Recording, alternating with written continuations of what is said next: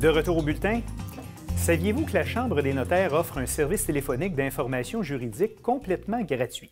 Et comme février est le mois de la justice, nous avons pensé inviter un notaire pour qu'il nous explique son rôle et quels services les membres de sa profession peuvent offrir aux citoyens. Il nous fait donc plaisir d'accueillir sur le plateau le président de la Chambre des notaires du Québec, M. Gérard Guay. Maître Guay, bonjour. Bonjour, bonjour. Bienvenue à l'émission.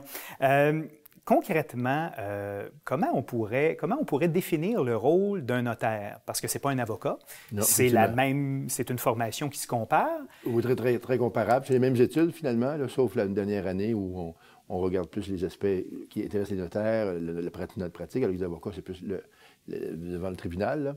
Mais ceci étant dit, le rôle du notaire peut être défini comme le conseiller juridique des gens, des familles, des gens, des individus, même voire des entreprises, au cours de leur existence. Alors, que ce soit lorsqu'ils vont s'unir, lorsqu'ils veulent acheter une maison, lorsqu'ils vont, ils vont avoir des difficultés familiales ou matrimoniales, ou qu'ils ont au décès plus tard, le notaire est toujours là pour les accompagner. Donc, vraiment, c'est vraiment le conseiller juridique qui accompagne les gens dans les différentes étapes de la vie. Et si on compare votre rôle en tant que notaire à celui d'un avocat, c'est un peu comme si vous jouez un rôle préventif en quelque sorte. Exactement. C'est vraiment un rôle préventif. Que ce soit par les conseils qu'il prodigue aux gens, que ce soit par les documents qu'il prépare, qui sont bien rédigés. On est dans le droit préventif et nous, on est vraiment dans l'accès au droit préventif, c'est-à-dire s'assurer que les gens soient bien protégés dans les différentes étapes de leur vie. Parce que votre rôle, évidemment, on pense à la rédaction de testament, entre autres, oui. Un grand classique, mais vous intervenez à toutes sortes d'endroits, vous intervenez en immobilier, entre autres, en affaires, dans les questions familiales. Si on prend chacun de ces éléments-là oui. De façon séparée, si on débute, par exemple, avec, évidemment, le testament, c'est important, en tout cas, c'est beaucoup plus facile pour nos héritiers d'avoir à gérer un testament s'il est notarié que si c'est un testament holographe. Oui, effectivement. Alors, et pourquoi? Premièrement, il faut savoir qu'un testament notarié va être bien rédigé, va être rédigé avec un notaire qui est un spécialiste dans le domaine. Ça a l'air facile de rédiger un testament, mais il y a bien des lois qui s'appliquent, qu'il faut connaître et qu'il faut indiquer dans le document. D'autre part, il y a aussi qu'un testament notarié, c'est valable immédiatement lors du décès. On n'a pas à le rendre exécutoire par un jugement du tribunal ou une vérification de testament qu'on appelle. Parce que si on a un testament holographe, on doit aller le faire authentifier devant un juge, donc oui. il y a des coûts à ça et oui. ça allonge les délais. Des coûts très importants à ça, au moins 1 000 $. Et oui, alors qu'un testament notarié coûte beaucoup moins que ça.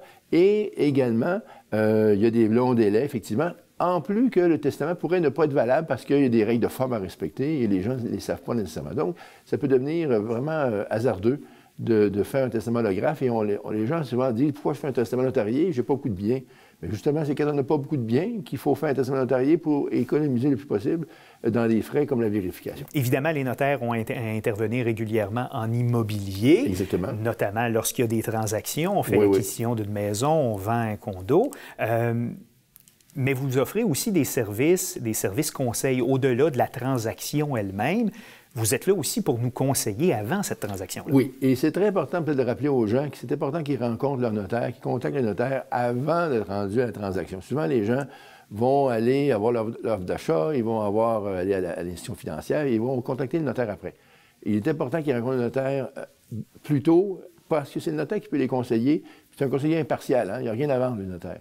Alors, c'est le conseiller impartial qui peut vraiment conseiller les gens dans tous les aspects de la transaction pour s'assurer que tout ça se déroule bien. Et c'est donc une bonne pratique d'aller voir le notaire au début, même voir pour l'aider, pour se faire aider ou se faire expliquer l'offre d'achat. Il y a aussi dans le domaine familial où les notaires peuvent intervenir, on peut imaginer, par exemple, l'élaboration d'un contrat de mariage pour être capable de vraiment définir les obligations de l'un et de l'autre. Parce qu'on est peut-être mieux de le faire au moment où ça va bien dans notre couple que d'attendre qu'on divorce. Effectivement, oui, effectivement. Alors, vous avez parlé du contrat de mariage, effectivement, pour les gens qui se marient. Il y a la convention de vie commune pour les gens qui ne se marient pas. Ils peuvent prévoir des documents qui vont les protéger. On parlait tantôt de décès. Ils peuvent faire des testaments. Ils peuvent signer une convention de vie commune pour prévoir différents éléments. Alors, c'est très important. Et s'il venait que malheureusement l'amour disparaît et qu'ils doivent se divorcer, par exemple, les gens qui sont mariés, bien là, le notaire peut les accompagner, soit dans une médiation ou dans un projet d'accord trouvé pour un divorce à l'amiable.